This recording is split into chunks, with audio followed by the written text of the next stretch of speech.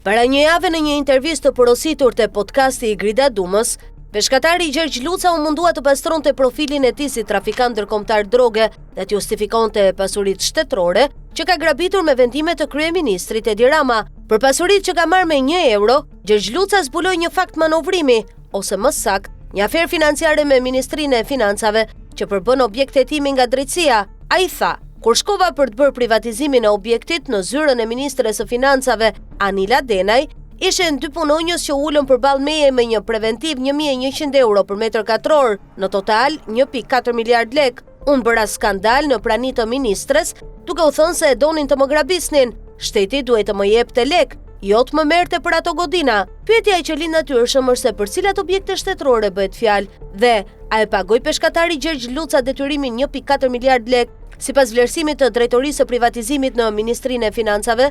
Ai tha se e ka paguar këtë vlerë në arkën e shtetit, por sipas informacionit që ka siguruar pamfleti nga burime e brenda Ministrisë së Financave, rezulton se peshkatari Gjergj Luca nuk e ka paguar kurrë dhe pasuritë i ka marrë. Ai ka paguar vetëm nga 1 euro për secilën prej 4 pasurive që i ka dhënë Edi Rama, me sipërfaqe totale 150.000 metra katror ndërtesa dhe troje në Labinot, Fush Elbasan, Prenjas, Gramsh dhe Maliq.